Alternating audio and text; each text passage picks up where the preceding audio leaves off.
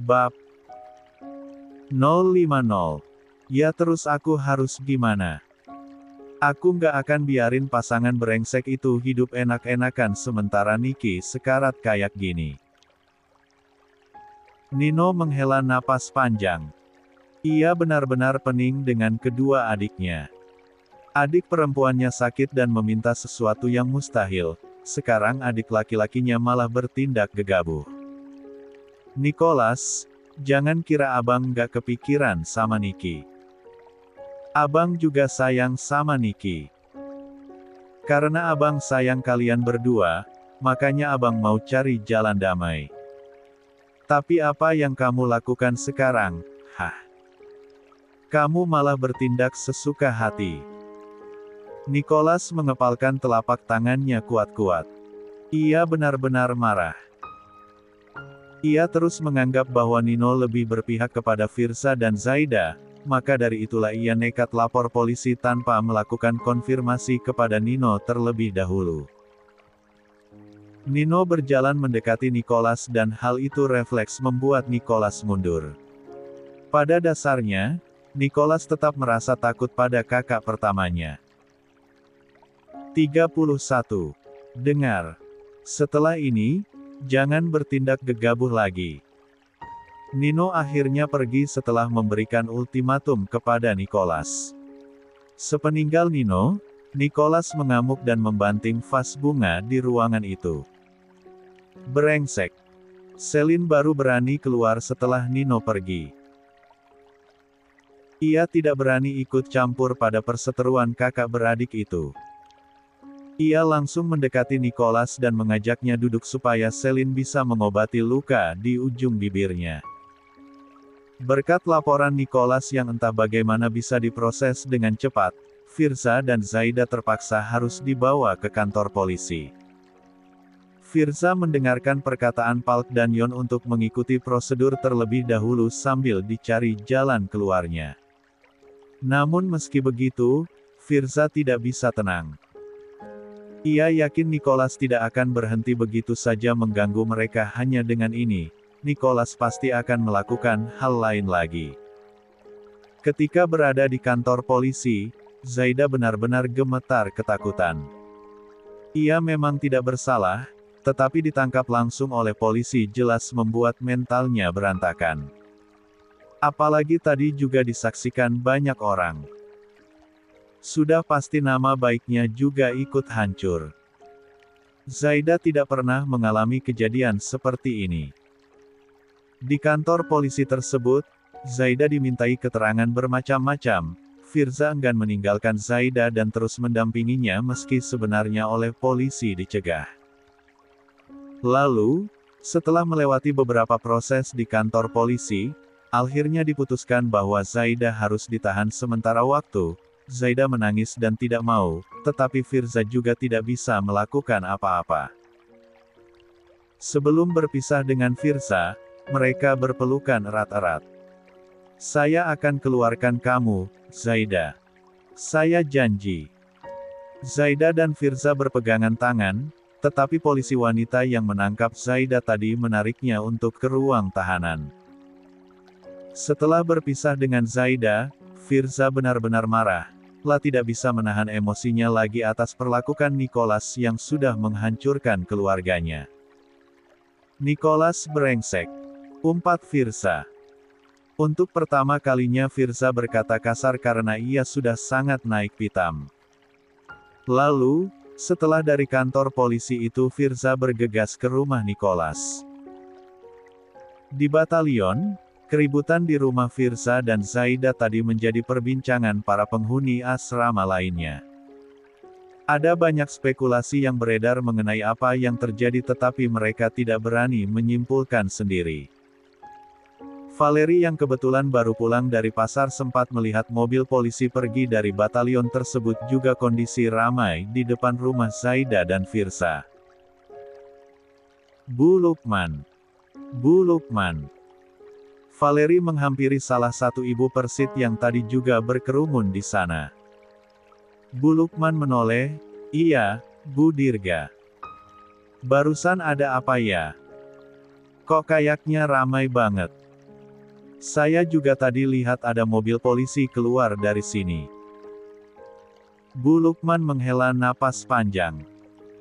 Bu Danki ditangkap polisi. Katanya dituduh melakukan percobaan pembunuhan gitu. Valeri membelalak.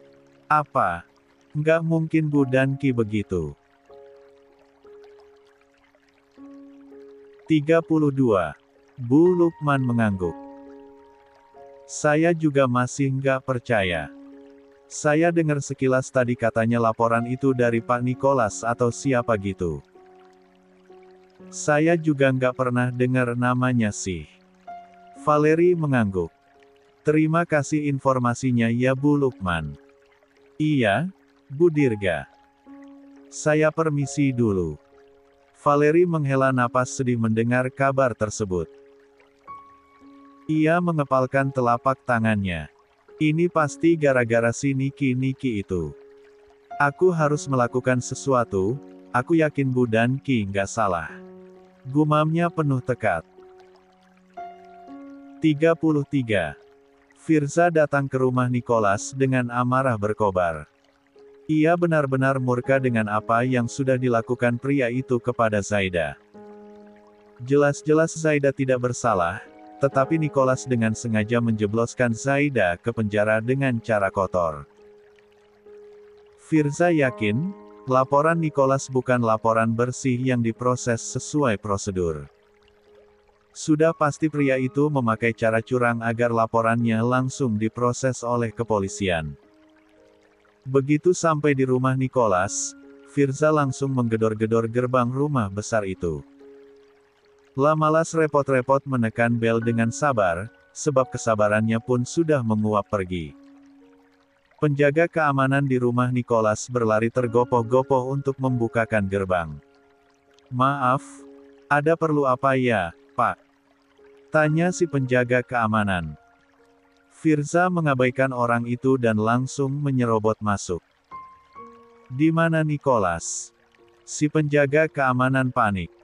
Pak, mohon jangan masuk sembarangan. Firza tidak peduli.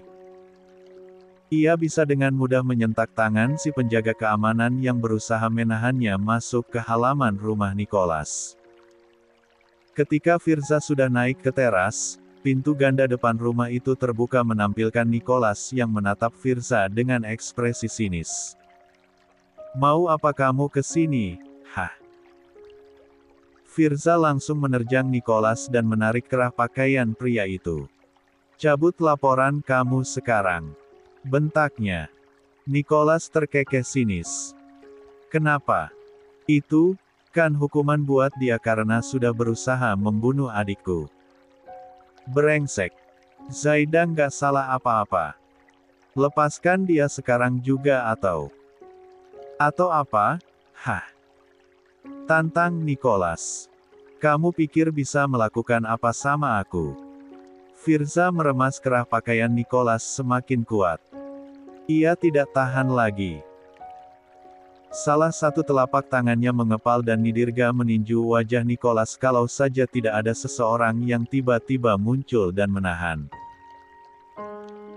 Pergelangan tangannya. Hentikan. Nicholas dan Firza menoleh. Nino berdiri di samping mereka dan menahan tangan Firza yang hendak meninju wajah adiknya. Lepaskan saya, Komandan. Geram Firza. Jangan ribut di sini, Firza. Adik Anda ini yang memulai. Biarkan saya berurusan dengannya. 34. Nino menghela napas panjang. Bisakah kalian berdua dinginkan kepala dulu? Hah? Mari bicara baik-baik. Firza menyentak tangan Nino hingga terlepas darinya. Ia kembali menatap nyalang kepada Nicholas yang juga balik menatapnya dengan tajam. Mereka terus berdebat di ambang pintu, membuat Nino pening luar biasa. Lalu, tiba-tiba dari arah dalam rumah Selin datang sambil mendorong kursi roda Niki. Penampilan Niki yang pucat dan lemas membuat Nicholas dan Firza berhenti bertengkar. Tolong hentikan. Kasihan Niki kalau harus mendengar kalian ribut terus, kata Selin. Firza tidak lagi merasa bersimpati kepada Niki. Saat ini, pikirannya hanya kepada Zaida serta bagaimana cara untuk mengeluarkan sang istri dari sel tahanan. Firza tidak akan pernah bisa duduk tenang jika Zaida belum keluar dari tempat itu. Firza, mari masuk dulu dan ayo kita bicarakan di dalam, ucap Nino. Firza menggeleng. Saya nggak butuh membicarakan apapun lagi, saya hanya mau istri saya dibebaskan. Aku udah ngasih 2 opsi ke kamu dan kamu sendiri yang milih untuk nggak mau nikahin Niki, jadi ya udah terima aja konsekuensinya, sahut Nicholas. Firza menatap Nino. Komandan, bukankah Anda datang ke kota ini untuk mencarikan solusi? Tapi apa ini? Kenapa Zaida malah dilaporkan? Kenapa Anda membiarkannya? Nino memijat pelipisnya. Saya sudah berusaha, Firza. Kamu kira saya diam saja? Saya sudah membujuk Niki, bahkan saya mencari pria lain yang sesama tentara dengan tipe mirip sama kamu untuk menikahi Niki. Tapi tetap saja Niki tidak mau, Niki hanya mau kamu. Firza mengernyit. Apa maksudnya ini? Anda menyerah. Nino menghela napas panjang. Ia menepuk bahu Firza. Maaf, Firza. Kamu harus menikah dengan Niki. Kondisi Niki sudah semakin parah. Firza membelalak. Kalimat itu menorehkan kekecewaan besar dalam hati Firza. Nino adalah orang yang ia hormati. Ketika mendengar bahwa pria itu akan datang ke kota ini demi menyelesaikan masalah Niki, harapan Firza sangat besar kepadanya. Namun, rupanya kekhawatiran Firza benar-benar terjadi. Pada akhirnya Nino akan memilih keluarganya daripada keadilan. Saya kira Anda akan bersikap adil, Komandan, ucap Firza pelan. Sorot matanya laksana ikan mati. Kosong. Harapan besar Firza kepada Nino dihancurkan oleh orang itu sendiri. Orang yang selama ini Firza sangat hormati. Nino menatap prihatin kepada Firza. Ini juga berat untuknya. Ia mendekati Firza dan kembali menepuk bahunya. Saya benar-benar minta maaf sama kamu, Firza. Saya sudah berpikir ratusan kali, pada akhirnya saya nggak bisa mengabaikan adik saya begitu saja. Biar bagaimanapun, darah lebih kental daripada air. Saya harap kamu mengerti. Kamu harus menikahi Niki secepatnya jika ingin laporan itu dicabut. Firza mengepalkan telapak tangannya. Ia benar-benar sakit hati. Tidak adakah jalan lain untuk membebaskan Zaida selain harus menikahi Niki? Mengapa semua menjadi seperti ini? Firza kembali datang ke kantor polisi usai bertemu dengan Nicholas dan Nino. Tampangnya lesu dan pucat. Firza, 35. Seperti benar-benar sudah kehilangan daya hidupnya. Ia berkunjung ke tempat Zaida ditahan tetapi hanya diberi waktu 15 menit saja untuk bertemu dengan sang istri. Begitu bertemu lagi dengan Zaida, mereka langsung berpelukan erat. Keduanya dibiarkan bicara di ruang berkunjung. Mas. Firza menggenggam telapak tangan Zaida. Maafkan saya, Zaida. Sejujurnya aku takut, Mas, ucap Arun pelan. Meskipun ia menantang Niki pada saat itu dan mengatakan bahwa ia lebih baik di penjara daripada membiarkan Firza menikahi Niki, tetapi ketika benar-benar terjadi, tetap saja Zaida merasa ketakutan. Jangan takut, tolong bersabarlah sedikit. Saya pasti akan membebaskan kamu. Tapi bagaimana caranya, Mas? Tanya Zaida.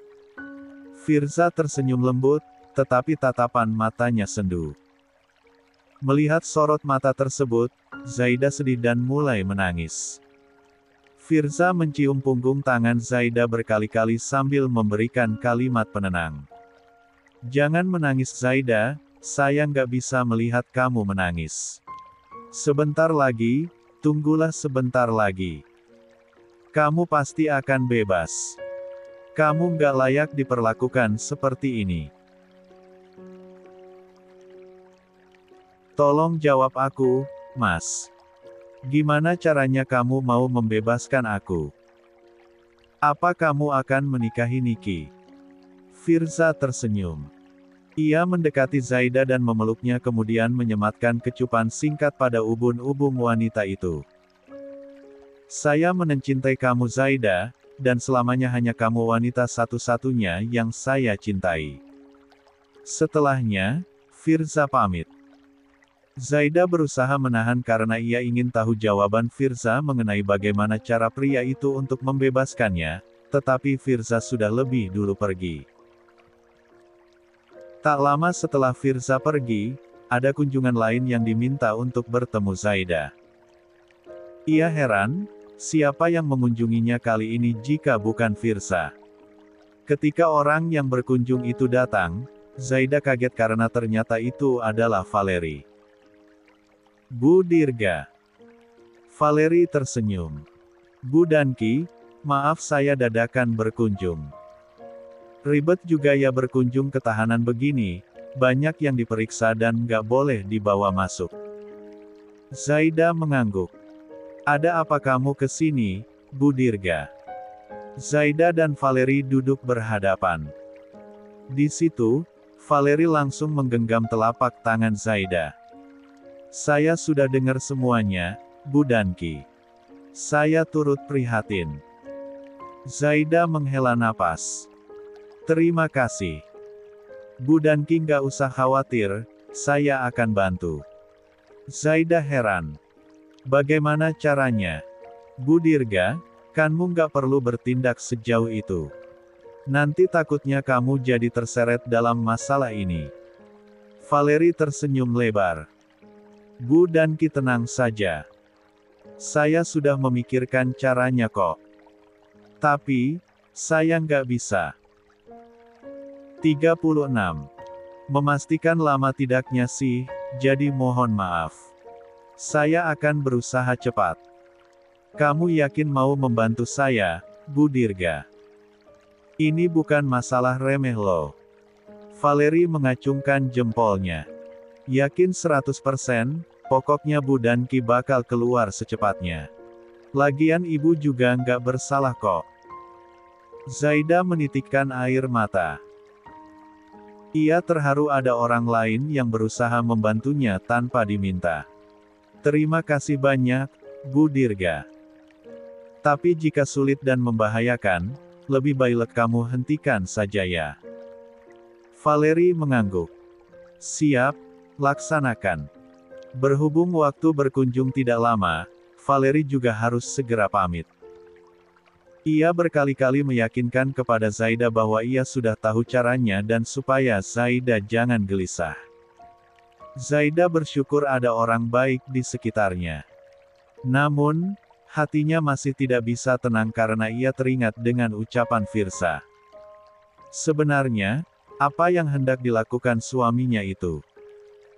Malamnya, setelah bicara dengan Pak Danyon mengenai permasalahannya, Firza tidak bisa tidur, ia merasa asrama begitu sepi dan lengang. Padahal, sebelum ia bersama Zaida ia tidak pernah merasa asrama begitu sepi. Firza berusaha untuk memejamkan matanya, tetapi nyatanya gagal. Ia tidak bisa tidur tanpa Zaida di sisinya. Firza melihat jam dan rupanya sudah cukup malam.